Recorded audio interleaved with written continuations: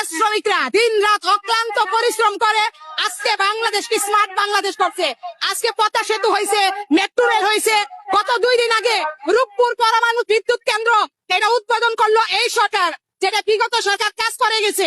এটা কাদের টাকায়? এটা আমাদের শ্রমিকদের টাকায় সরকার উদ্যোগে বাস্তবায়ন করেছে। কিন্তু দেখেন এই শ্রমিকরা কত নির্যাতিত, কত নিপীড়িত, কত অবহেলিত। আমরা একটা জিনিস দেখলাম, আপনারা তাজরিন ও রানা প্লাজারের ঘটনা সবাই জানেন।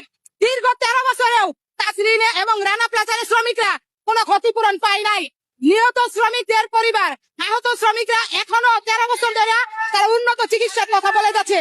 আমরা নির্বাচিত অনির্বাচিত 3টা সরকার পাইলাম, কিন্তু কোন সরকার আমাদের শ্রমিকদের কোনো অধিকার বাস্তবায়ন করে নাই।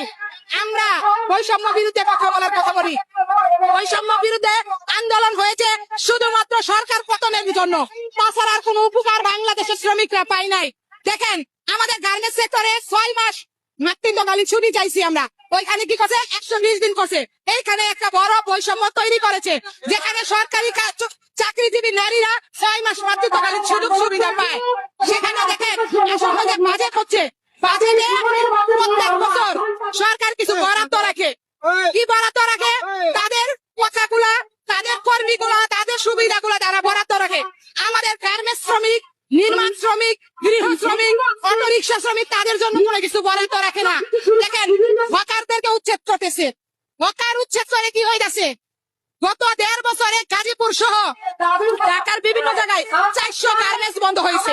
400 গার্মেন্টস বন্ধে আমাদের লক্ষ শ্রমিক বেকার হয়ে গেছে, লক্ষ শ্রমিক বেকার হয়ে গেছে। আমরা চাই সরকারকে কৃষক card, family card, LGB card এটা আমরা চাই না।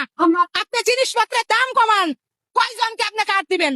আপনার পছন্দ করা, আমরা টাঙ্গাইলে দেখছি একজন বিদেশি, সে 82 তার জীবনযাপন করে, দেশ বিদেশে ঘুরে বেড়ায়। তাকে আপনারা কি বলেছেন? একটা কৃষক কার্ড দিচ্ছেন, তাহলে কৃষক সাজাইছেন।